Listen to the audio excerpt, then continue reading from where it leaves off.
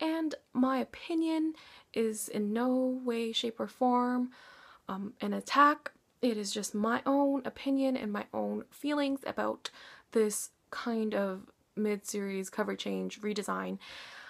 I feel sometimes that publishers use this as a marketing trick just to get people who are really anal about their collections to be all the same so they can buy more books. I find it happening a lot more often than not, and sometimes, you know, it does work because people would want all of their covers or their spines all the same.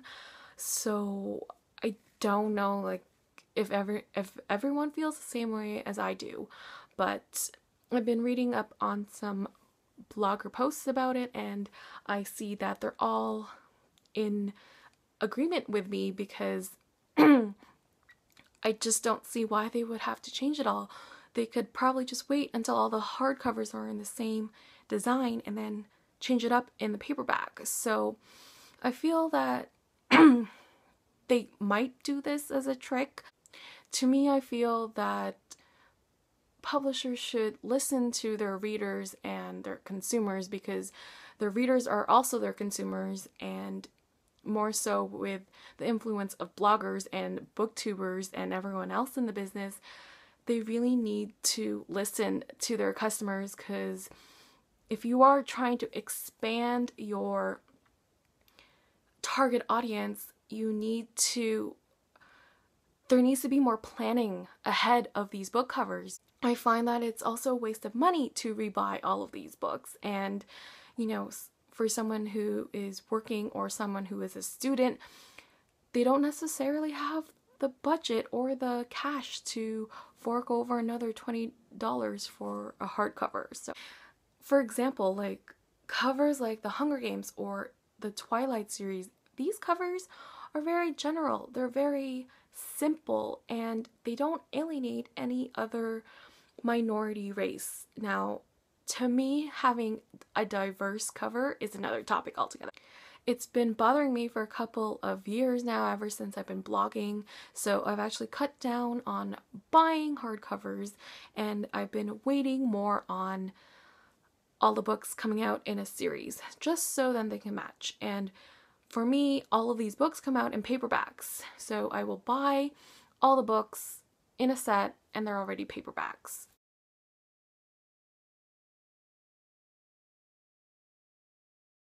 Show you books in my collection that have changed covers partway through the series, even though it hasn't been finished. And there are some few that have been changed, but the publishers have been thoughtful enough to make the spines, or they would release the book in the same kind of design. Unspoken by Sarah Rees Brennan. This is the first edition hardcover, and it's a pretty silhouette, and then they changed it to this. So I didn't even realize this book was a series because I was looking for something similar to this, and they changed it. So yeah, that is one. The Mediator series. Now, I have different editions. Meg Habit had a pen name, so Jenny Carroll. So this is from this design. This is the first book, and then Darkest Hour, Shadowland. I don't even know if these are in order. Reunion, and then they changed it into this kind of style, Haunted, and then finally they went with this style. So yeah, these covers don't match at all, but in a way they're alright. I mean, they're old and the sizes are even wrong, so sometimes it bothers. The Burn for Burn series. This is Burn for Burn, the first one, and then you can see that they changed it to this one, which is a slight change, that it has a little bit more opacity in it, and the spine is also the same way. And then they came out with a third and final book, Ashes to Ashes. Different, completely different, really sad. These were some of my favorite covers. The Curse Workers trilogy. This is the second book, Red Glove, and then they did a redesign. Black Heart into something completely different. I know these ones are a lot more prettier and it would catch my eye, but now I have books that don't match. DJ McHale's series, The Amorphous Row. This is book 1. Creepy cover, right? Then they changed it into this. So yeah, the third one is this book here, so it styles the same way. And now it looks like this on my shelf. Tempest by Julie Cross, first book, and then redesigned into the Vortex. Prophecy of the Sisters by Michelle Zink, and then this is the first one.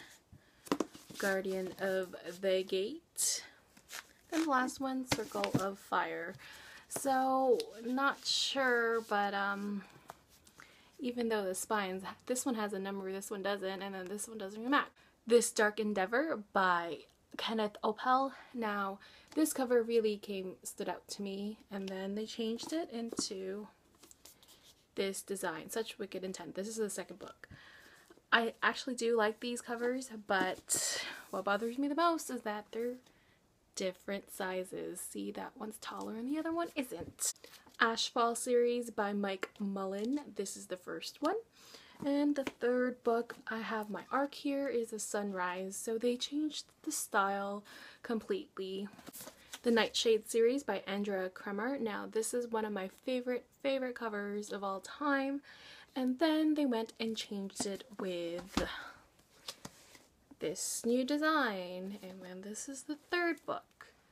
So not happy with that. At least when they're together or on the shelf, they look like this, but the colors don't match, because this one is more pretty and then the other ones are more, I don't know, bloody, I want to say.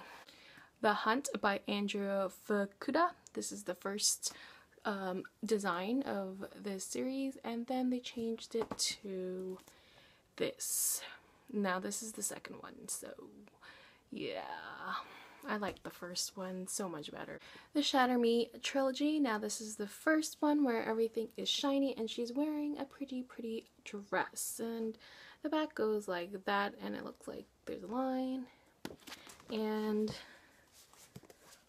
Unravel Me, and then Ignite Me. Now at first I didn't like these covers, but it eventually grew on me, and they're beautiful and original, so it has a lot more symbolism. But when it is on my shelf, it looks like this, and no, just no. The Blood of Eden series by Julie Kagawa. This is Immortal Rules, the first one, and then the second one, The Eternity Cure. Now this series actually caused a bit of controversy. People were complaining that she is whitewashed, and I have to agree, because she is supposed to be half Japanese and she doesn't look it at all. So then I guess they bowed down to that pressure, and then they changed it, because underneath the jacket is the actual Japanese girl. And why they didn't put her on the cover and had to actually hide her, I don't even know. It's like so many of these covers are whitewashed, and it's like you're hiding all the colored people on your covers. I don't know. It's just, it bothers me. The Birthmark trilogy by Conan O'Brien. This is the first design, and then they changed it to this design, Birthmarked, Prized, and Promise. Another series where I was really upset that they changed it is the Across the Universe trilogy, A Million Suns by Beth Revis, and then they went and changed the last book into this. Now, I was really upset. I believe that they're trying to broaden their gender neutral audience, and to me this screams too much boy, and I guess they're trying to get more boy readers, but you're alienating your female readers, because this one is so much more prettier. Oops. Because this one is so much more prettier. This one is it's really more sci-fi. And I know it does tie in with the story more, but now they just don't match, and the covers here looks like that. So really upset about that one. The Shades of London series by Maureen Johnson. This is the first design, which I really enjoyed. It caught my eye at the library. And then this cover is the second book, The Madness Underneath. So ugly. No, I don't like this cover at all. And that is the first one. I just don't like it. The Starters duology, I believe, by Lissa Price. Now this cover really stood out to me. It is different, creepy, and the spine is gorgeous. It is even embossed. So yeah, it's so pretty. Loved it. I know she's really creepy. And then the gradient here and there, and don't know why. The Fury trilogy, and this is the first book. I believe this is the UK edition by Elizabeth Mile. And then the second book, I have it, but I bought the UK version, so they're different sizes. These are beautiful. And then they went and Americanized it to this one. So just another girl sitting around with flowers around her. Born Wicked by Jessica Spotswood. Love this cover. It was so beautiful and different because it's a different kind of shot because you can see her face. And then they changed it to this kind of design. So this is Born Wicked, and then the second one's Star Cursed. I haven't read the series, but I'm guessing there's more to do with the magic in the second one. Kate Tiernan's Immortal Beloved series. This is the first one.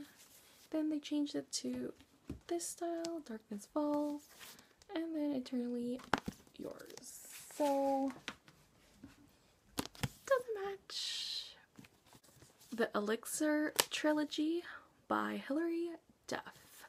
Now, they only did the first one, Elixir, which is just some simple flower on the cover. And then they changed it into this style, kind of looks like Hilary, Devoted. And then the last one, True. The original covers, Shade by Jerry Smith Reddy, and then the second book, Shift. Then they redesigned them for the third book and came out with a whole new bunch of book covers for the series. And yeah. The Dustlands trilogy by Moria Young. This is the first edition, Blood Red Road, which has the main character on the cover there. Then they went all glossy, and you can see it's all foily. Rebel Heart, sorry. And now it's all pretty and shiny, and it could definitely catch your eye. I know that they have a different kind of cover for this one. It's more matte, so yeah. The Delirium trilogy by Lauren Oliver. This is the first cover, if you can see.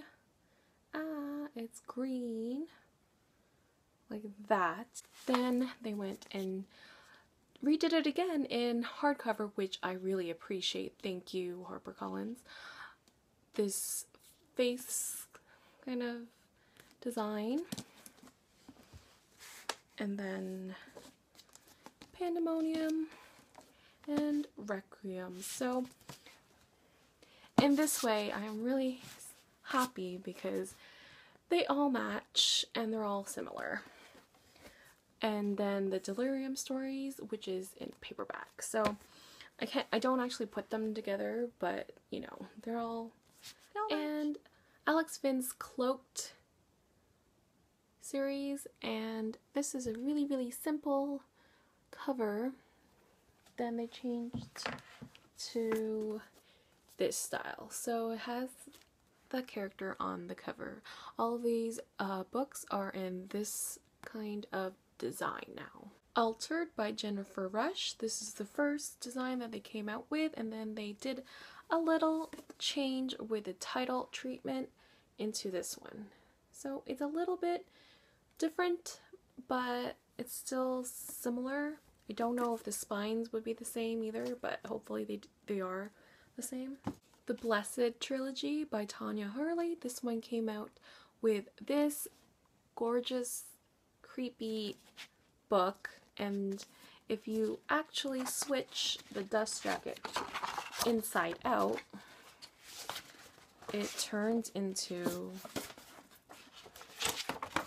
a new cover, which I thought was incredibly creative. So now it looks like this. And then they went and changed it to a new title with a different cover design. Not happy with Memory Chronicles series by Lenore Applehands. This is level 2 and it looks dystopian, right? So this cover change actually made a lot of sense for me because it does tie in with the book more. This is the Memory After, same book, just a different title. And if you can see that right. Cruel by Jennifer Albin. If you can see the girl right over here, and then the weave, and it's pretty and rainbow colors redesigned into this. So this one ties in a lot better with the book's plot. Anna and the French Kiss by Stephanie Perkins. Cute cover, even though the guy is cut off. Then changed into a very simplistic cover. Anna's cover is like this one, and Lola the Boy Next Door are all, and the new one, I forgot the third book's title. Isla and the Happily Ever After, I believe. They are in the same kind of treatment as in this design. Guilt by Catherine Longshore. Very ornate. Ties in with the historical fiction. And they changed into this. It is a lot more ornate, but I prefer this cover design. Now, sometimes the publishers release an ARC version and then they'll change it later on. I really enjoyed this cover. I really wish they kept it the same because they changed it into a more typography, and it's not even the greatest because I would totally just bypass this in the store. Another example where I believe they should have stayed with the design is the Ashes trilogy by Isla J. Bick. Now, the reason why I actually picked up this book was because it freaked me out and I've never seen a cover like this before. And then they changed it, redesigned them into this similar treatment. This is the second book in the trilogy, so same cover that I've been seeing around, and I just really wish they stayed with the creepy cover this one. Now, sometimes publishers actually have the art design, and if they don't like it, they will change it, and I found one which I thought was pretty great, and that they didn't actually, release the book and then they changed it again. The book is The Inventor's Secret, because this is the ARC version. Guess they weren't happy with it because they changed it to the final cover. And similar treatment, just a different image, more of a steampunk kind of feel. So that was one example. And then sometimes publishers do think of people who buy books because they want it all to be aligned and everything is similar. And one example in that is that the Throne of Glass series by Sarah J. Maas. This is more of a photograph, like a photoshopped photograph of the model, and the spine looks like this. So the second book came out, changed it more into, I want to say, a 3D animation kind of character. This is the Crown of Midnight, but they kept the spines the same. So if you are putting it on your bookshelf, they still match. So thank you so much to Bloomsbury for doing that. I hope you guys enjoyed this video. I really want to hear your feedback about this topic because I feel that it is a very strong topic, and I know some people get really mad, just as I do, that covers always change up. Sometimes, yeah, I get just so mad, but what I wanted to know is if you guys feel the same way and what are your thoughts on it. Just let me know in the comments below, and I'll see you guys all next time. Bye!